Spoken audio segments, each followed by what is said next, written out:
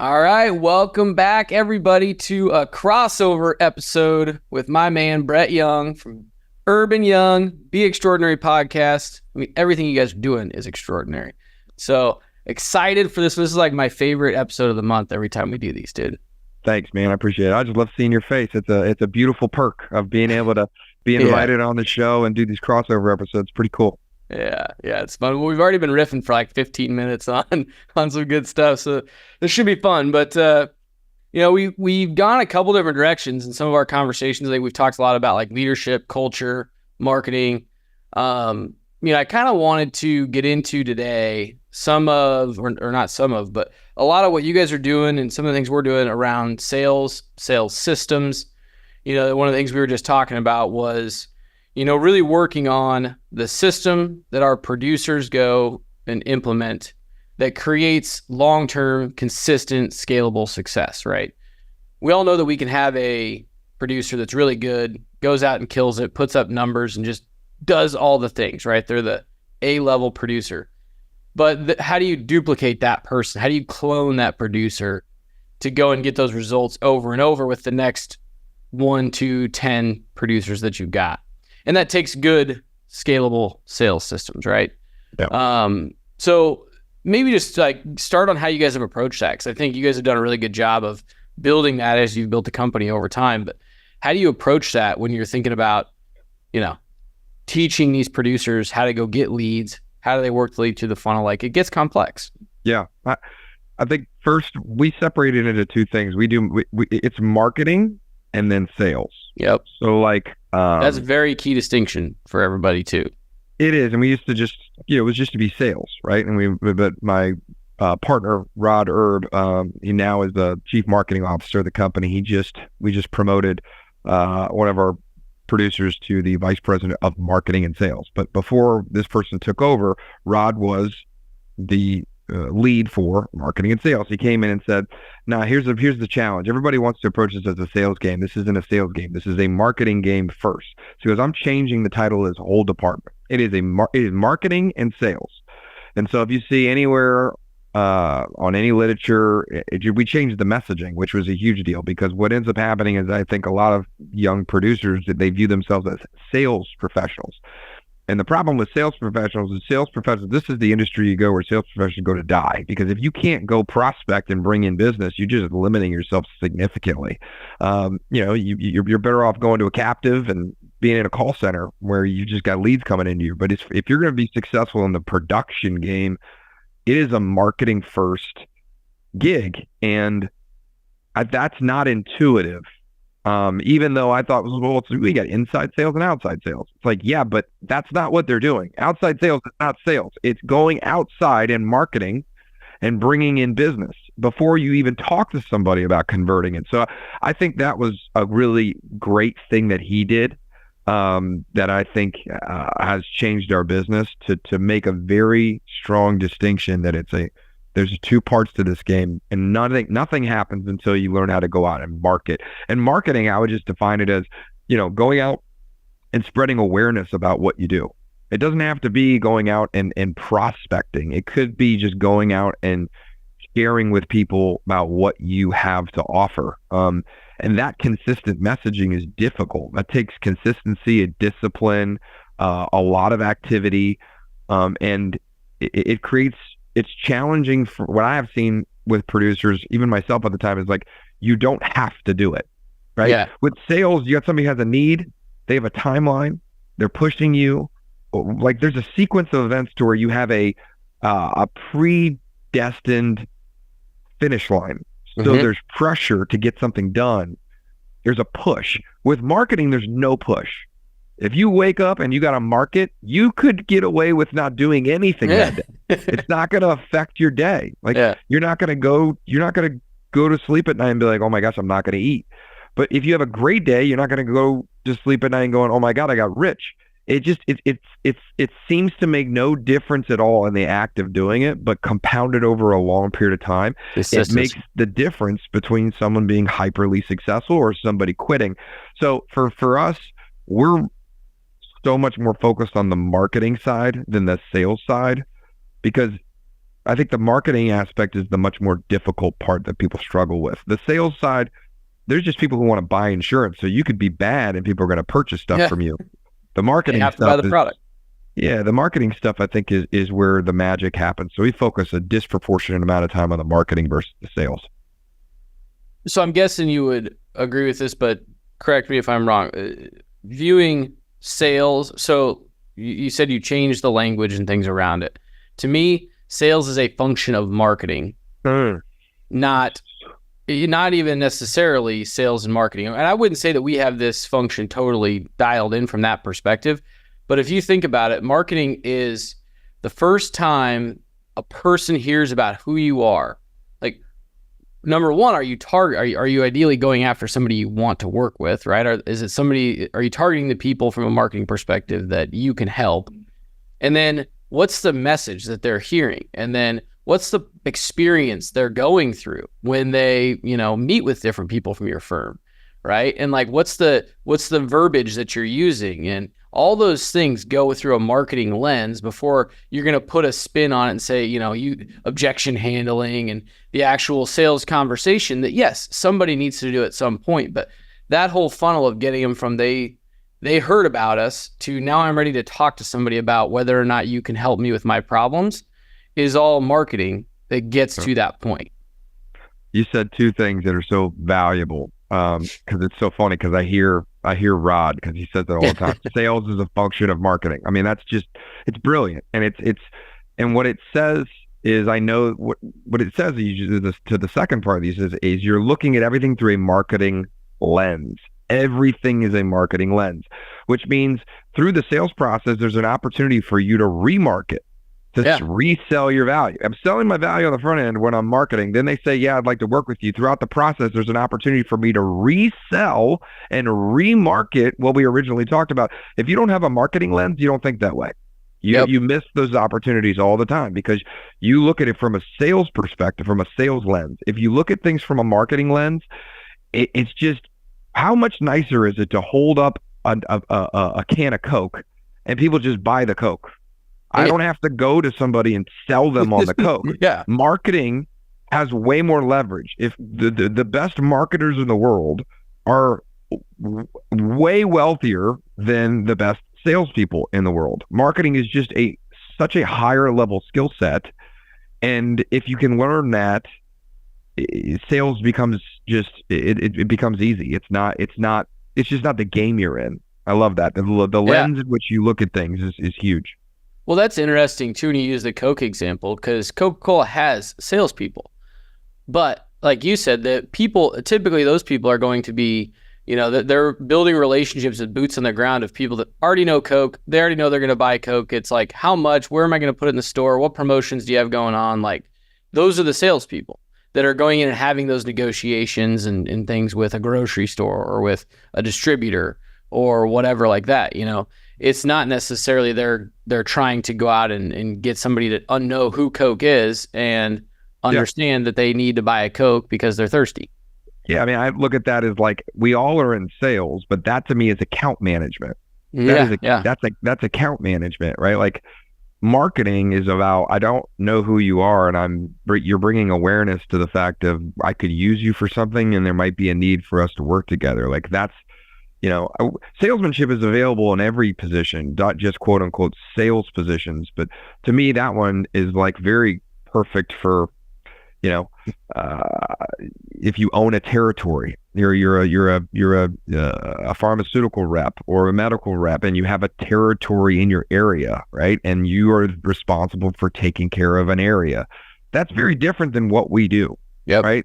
We're going out and bringing awareness, and we have no right to those accounts. We don't have exclusivity. We don't have protection on the territory. Like, it's a very different skill set. So it's a good distinction. Yeah. No, absolutely. So I think we agree on that. I think everybody would do to put some thought into that hierarchy of marketing, sales, and how that process works. But then let's dive into the systems that you guys have in place around that.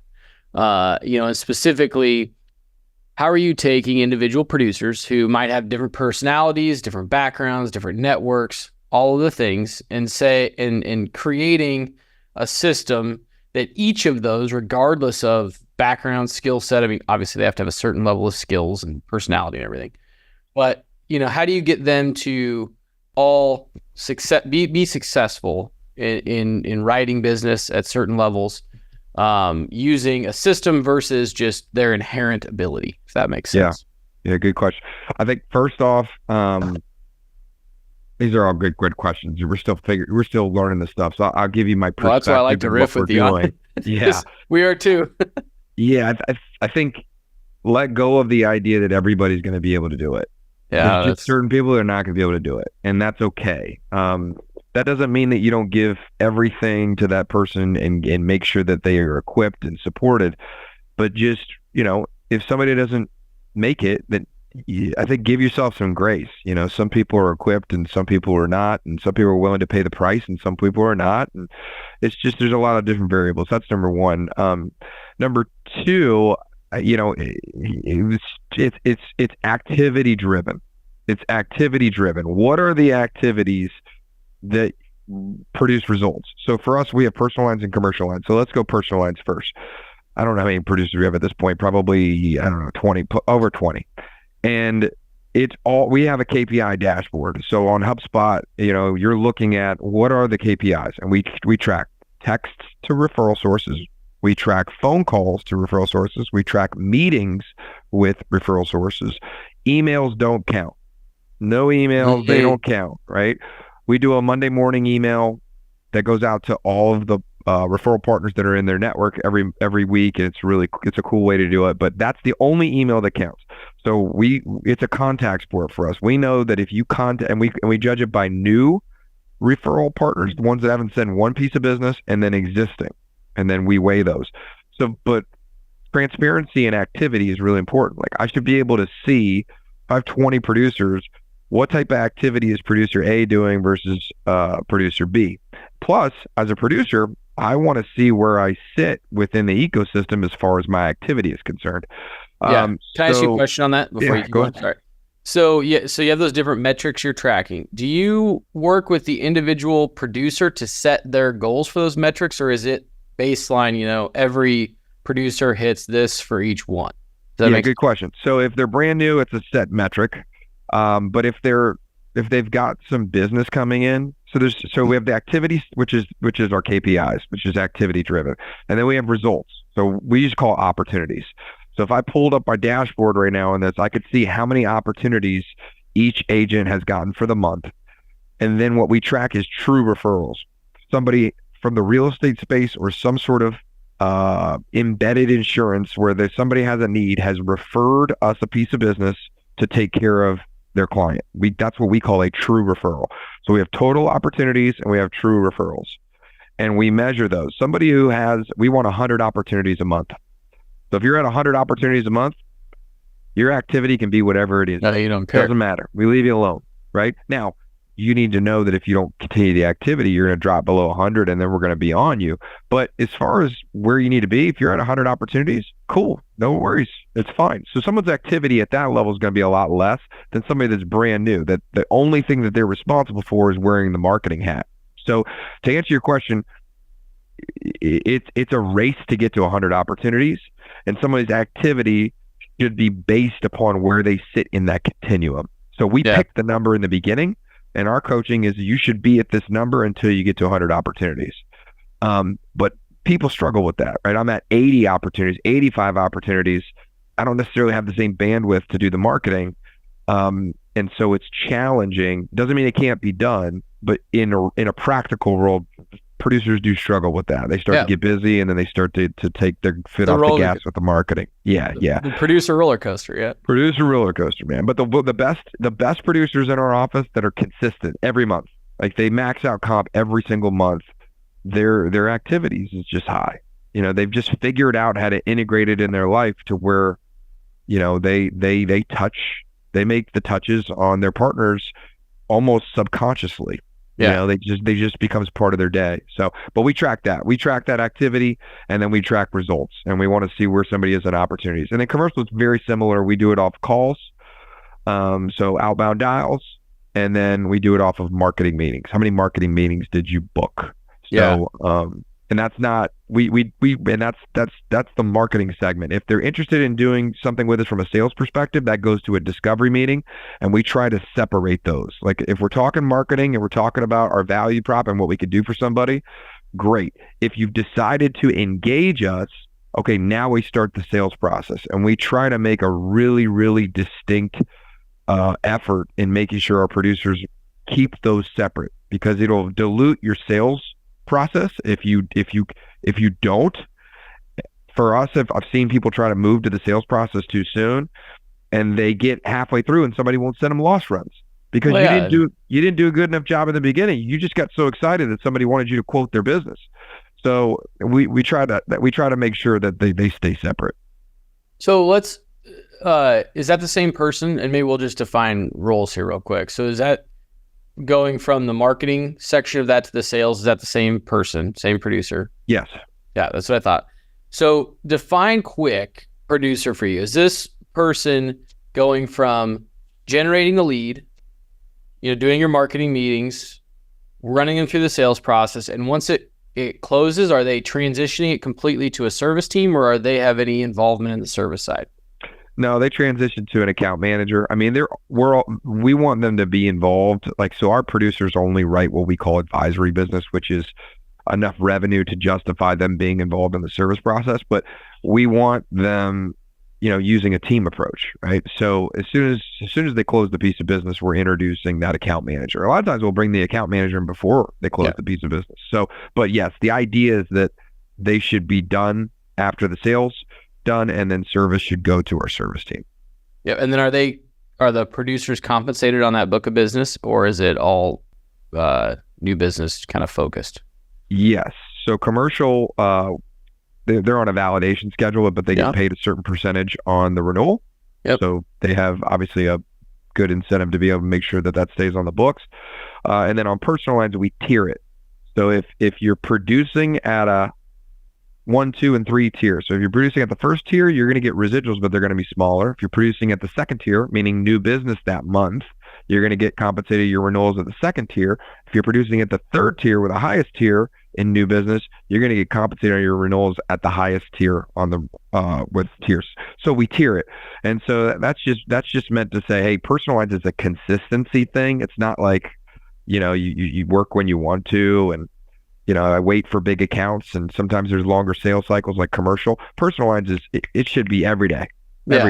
And so we wanted to make sure that we create a sustainable model that gets predictable results every single day, every single month, every single year, but also make sure that agents have an escalating opportunity where they have a path to unlimited. And so it's just a reciprocal, there's residuals and there's escalating career income opportunity here, but it requires consistency. If there's not consistency, then that doesn't exist here at Erb and Young.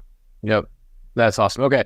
So that makes sense. I wanted to clear that up because I think everybody out there, sometimes has different definitions of producer and, all those things. And so, because some people go out and market and don't write the business, right? There's 100 ways to skin the cat, but yeah. Or, even we run into like the new business activity, and holding me to those metrics is great. But once I get a big book, I got to service those clients, and becomes hard to maintain the same activity. And, all those things that run into, or at least we've run into challenges with, from a new business activity when it's all on one person. Now, our risk advisors are probably more involved than a lot of other producers in the industry on the actual account work, and that just goes into our model a little bit. But we do run into that quite a bit. And granted, I get it. You've got a bunch of clients now. You got a decent sized book. Yeah. But it's almost an easy out for doing the activity, right? And that's what I think having the right systems in place and being confident at the leadership and the operator level to say, this is what's going to lead to success. We know that. we've had people that are doing it, and we know that the system works. You just have to go figure out how you're going to execute it, and we can help you do that. But white space, man, it's hard. When you don't have to do something, it's just challenging to get up and go do it, right? If I don't have to go to if I'm like, it is way easier to work out when you need to lose weight than it is when you're fit. When you're fit, that's when you fall off. Like you don't have there's no pain. Like I have no urgency. I have no thing pushing me. And prospecting to me is the exact same way, especially when you have some success, especially when you have a book, especially when you have enough leads. Like it's the thing that, we're just so much better at running away from pain than running towards pleasure, that like I haven't figured out the human part of that. That's a human question, and that's a tough one. I feel like everybody's got to figure out how to figure that one out, that intrinsic drive. But I just watch the marketing aspect of what we do is the hardest, not because it's the most difficult, because it is, but because it's the easiest thing not to do. You don't have to do it. It's not an email sitting there to respond to. It's not a phone call that has to be picked up. It is a imaginary Fugazi activity that will explode your business, but yet nobody sees it at all. It doesn't show up. It doesn't exist until you land that big account and someone asks you how you did it. You know? Yep. I think that's 100% spot on. And so, you kind of mentioned if as long as you're getting the opportunities, like we leave you alone, do those metrics or strategies change at all with seasoned producers versus younger? I know you talk about activity when you're younger is more important, but do the avenues in which you're going to get business change? Like giving the example, if you have a book of business, you have more opportunity typically to get referrals than say a younger producer that doesn't have a network and doesn't have clients that already trust them and all those things. Or if you've already got a bank of COIs, it's probably easier to get referrals from them versus having to make outbound calls. So how do you guys look at that strategy over time and tweaking it to the individual, person, or maybe the tenure of the person, however you want to think about it? Yeah, that's a real thing. I mean, like we track existing client referrals. So if I have a book and somebody refers me a piece of business, I log it. It's called existing client. Well, you can see when someone has a book of business, they have a much larger percentage of existing client referrals than they do new referral partners or new prospecting, direct leads that they've prospected. And I think that's the benefit of being in the business. It's great. And so our perspective is like, hey, if you could get all existing client referrals, you don't have to prospect anything. Perfect. Yeah. That's great. They actually close better than anything. You should be trying to do that. So, if you had a seasoned agent in our office that they just get a ton of existing client referrals, you're not going to get any slack from us as far as you're not calling on new referral partners. Like, not at all. That's the benefit of having a book, So, are you still looking at 100 opportunities though? And then, yes. See, that's I think the key, because a lot of people will say, well, if you're getting referrals, I'm okay with 60 because I think they're going to close higher at a higher rate. That's, I think, the difference. So your baseline metric is, don't care how you do it, 100 opportunities. If you're younger, we're going to give you the metrics you need to do to give yourself the best opportunity or the best chance to get to 100 opportunities. If you're newer in season and you've proven that you can do that, you have leeway to figure it out, but it better be 100 opportunities. 100%, because we're looking at what's somebody's capacity. Like, what's the capacity? Not how much you want to produce. Like, because you're talking about my closing percentage is that, so I can write the same amount of business in half the time. Yeah, but now you just created half the time. And so there's a gap there, right? And some people might say, well, yeah, but I want my producers to be able to take that time and be able to go do whatever they want so they can work half as much. Well, that's great, but that's not how we look at it. I want you to make double the money. So I think we give autonomy. I think we have a lot of work-life integration, and I think people have a great lifestyle. So it's not like later on down the road that our comp plan is specifically driven to where later on down the road, like if someone says, well, I want to take my foot off the gas and not work. I get that. Some people say that. I understand. It's not like I disagree or agree. I get it. I think someone's got to pick, what is your North Star with your agency? How do you believe in that? For us specifically, that's just not how we work. Out of the here. DNA. That's just not going to happen. So On the commercial side, it's a little different. If you've validated and you've gone out and you've built a big commercial book, I think that's a little bit of a more difficult skill. And in our agency, that's looked at a little bit different. And you're going to have a lot more autonomy to do that. But on our personal line side, we have such a predictable, consistent result on our system and our process. There's just not a lot of attrition. Like, there's not a lot of guesswork that goes into this. Someone who's going to come in, we could tell you exactly how to do it, when to do it, how to do it, and you're more than likely going to have success. And I think that makes the opportunity more fun for people, but it also makes it less valuable because it's not person dependent. I can have 10 different people with 10 different personalities and get an outcome. I'm looking for the people that are willing to swing the axe. I'm not looking for some special person that's got these special skills. I'm looking for someone that's got discipline and then wants to get after it. So a little just different perspectives. Oh, 100% agree. And it becomes, and this goes back to conversations we've had before, but it becomes, who do you want to attract to your organization? What are your core values? If you have a, constant growth mindset and an abundance mindset, you want to attract people that have a similar mindset. And I heard this on a podcast I was listening to the other day, but the company, I think it was Trava or something, but like what they put in front of people is, we're going to become $1 trillion company, which I could argue whether or not that's inspiring and things, but like, that's them, right? They're like, we are going to create $1 trillion company. And he said, we use it so much, and like, we haven't defined what that means to us and all the things, that we use it as an anti-sales tactic. So it's like, if I'm trying to hire Brett, I'm going to talk to Brett about what it's actually going to take us to get to $1 trillion company. And I lay it out, like, we have a 9 to 9, 6 day a week schedule. We have like this and that. And he's like, it's going to weed out the majority of people that don't want to do that activity. Yeah. And that's what we want, because we don't want to have somebody come in and not realize the expectations and then fail, right? Because they just don't want to do the work. And so I think, if you have a lifestyle agency where people can come in and just, can do what they want, if they validate, you're good and you're happy and you've got a great life, like 100%, run it however you want.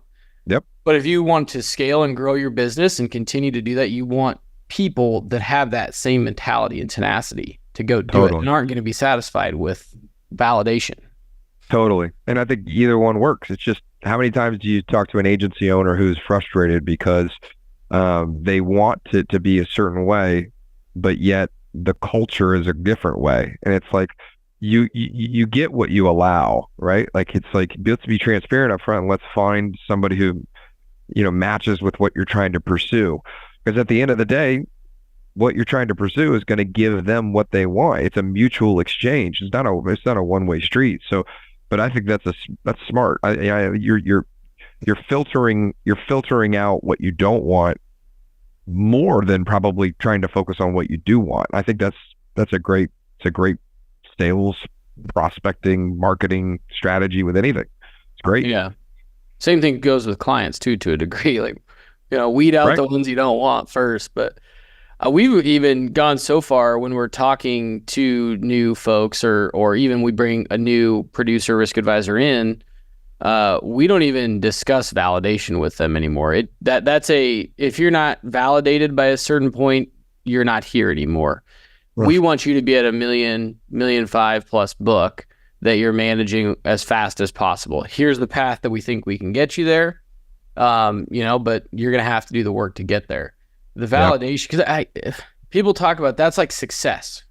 Right. And that creates a certain level of expectation in that young producer's mind, that like, so true. They're grinding, they're pushing until they're validated, and then they're like, oh, now I'm good.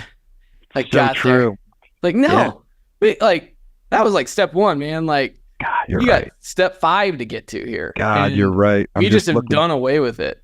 I'm looking back on just different experiences, and you're so right, man. You're so right. And it's also is deflating to them when they don't necessarily get there too. So it's like, yeah, but dude, like, that's just the starting point. It's like, we're bridging the gap for you just to get to the starting point, and it's like, for them, that's the finish point. It's like, well, no wonder you've made it all about this thing, this event, and Such a great perspective. I'm going to borrow from that. I like that a lot. Yeah, for sure. Then we found like they feel almost misled sometimes because like obviously they hit validation. You're like, congrats, good job. Like, okay, on to Thursday, and they're like, what do you mean? Like, I'm good, and you're like, no, I mean, we got bigger fish to fry here. And so you do want to be aligned in that. And again, it comes back to finding the people that want to have that tenacity.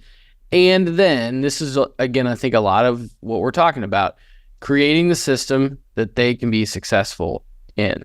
I'll touch on that. Like from a tactical perspective, Rod's really great at this. He did this when he took over and changed the Department of Marketing and Sales.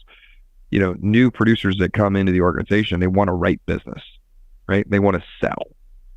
And they end up, so what was happening in the past is they would come in and they would write some business, they'd get all excited, and then the next month they'd be flat. Yep. And they were spending all this time trying to learn how to quote and sell and do this stuff, and they're following up with Tammy 6 times because they're so excited about hitting the bind button.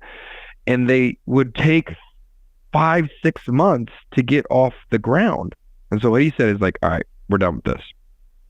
I don't want you to sell anything. Nothing. I want you to get to 100 opportunities. That's all I care about. So somebody's going to be like, hey, I just bound 3. It's like, I don't care. Well, how many opportunities do you have? How many true referrals do you have? Well, yeah, but I did. No. That's the only thing I care about. So they took the conversation about how much premium you wrote, what's your policy count, sales, completely out. So for the first 3 months of a producer's life with us, it is just almost to the point of nauseating, where it's like the only thing that matters is marketing. That's it. And so and man, some of the newer guys and gals that have now been in the seat under that leadership, they're blowing past benchmarks because they just got into activity so quick, and that was what they focused on. And so their sales were low in the beginning, but now their sales they're consistent. Now they're in a different level, way faster, because they focused on creating the goose. Yep. Right? Instead of getting distracted by the eggs. And so that was a big thing that he did that was super, super helpful and really, really impactful, because we get distracted with hitting the bind button when the reality is the bind button is just a result. The sales is a function of the marketing. So let's focus on the marketing. Let's hammer that and don't get distracted with the sales. He actually went into the point to where someone had a bunch of stuff that they wanted to sell. He took it away from the producer and gave it to somebody else and said, nope, I don't want you to write it. I don't want you to write it, because they weren't going to hit the tiered compensation anyway. They weren't going to hit where they needed to be. And so it was like, you're going to win the battle and lose the war. Like, this doesn't help you at all. Like, good, you got the referral. Perfect. Now, how do we get 10 more from that person? And man, some of these guys and gals, they're having record-breaking success. They've beat the pants off of what we've done in the past, because they were just relentless on focusing on what the real game was, which was the marketing lens. Yep. That's awesome. And if you get the right person that can respond to that well, game over. Yeah. That knows that they trust the process, they trust the system, they trust you, and man, that's awesome. And what a gift to be young and new and not have 150 emails, right? Yeah. Like, the challenge is if you don't do it in the beginning, all of a sudden your space gets filled with busy work, and now there's excuses as to why you can't go do the thing that's going to give you the most leverage, because you're now busy with stuff. And that becomes very unfortunate, because now you're fighting a battle that, you might not win. Yeah, that's true. Oh man, we could go all day, but what are we missing that you think about you guys are figuring out or working on even as it relates to sales systems? Again, I know you're constantly tweaking, improving, as everybody should be. But what comes to mind with any of that before we wrap? I mean, I think for us, we focused real heavy on marketing over the last year and a half. I think we've done a really good job of that. Rod's done a fantastic job at that. I think now for us, we're focused on on the sales process. We're missing some opportunities. We were hammering volume, the right activity, reactivity. Now, I think, we're seeing there's a lot of conversations that are being had. There's a lot of missed opportunities with just sharing, a more full account approach to how we can help somebody in the beginning instead of just very isolated products. So I think for us, creating some talking paths to give producers kind of a way of integrating a full service agency approach instead of just helping with some specific needs that people have. I think that's what we're missing right now in the agency. And I'm excited. We've changed some compensation to reward writing more policies per account. So we've linked compensation to it. But I think at this point, after we get some training, that's a big gap for us to say, okay, now we've got the volume. Now we've solved the marketing challenge. Now it's like, okay, well, how are we taking advantage of these opportunities that we have? And I'm excited about that one because that's a fun problem to solve because I like that. It's like you have the volume, now you can optimize it.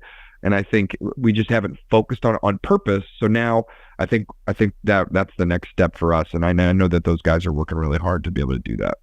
That's sweet. Yeah, I would agree. I mean, you've solved the harder problem. I think we're probably the opposite is we're focusing now so much on top of funnel. How do we get the leads and the volume enough so that we can work them through the process? We feel pretty confident in the process. Once we get the right really prospect. Good job of that. You guys have a really cool process. Really, really good stuff. Yeah. We're okay at that. Like we could do, I'm going to borrow one from you for probably the next 6 months, but that's all right. We could use some help on that, but I'm excited about improving it. Yeah. Awesome. Cool, man. Well, hope everybody took some good stuff out of that. I know I did. And, appreciate it. Like I said, this is a fun part of my month. So always good seeing you, man. Dude, by the way, where are you? That's a cool background you got in the back. Is that your office? Yeah, we renovated. Dude. Took over some more space and moved. So there you go. Sick. I love it. Yeah, it looks really good. Man. Have you come do one of these walls? I'm gonna steal. If you see us on the next podcast and I've gotten in the back, I'll paint it a different color. But there you go. There you go. All right, man. Appreciate you. We'll talk soon. Appreciate you. Thanks, Elliot. Bye.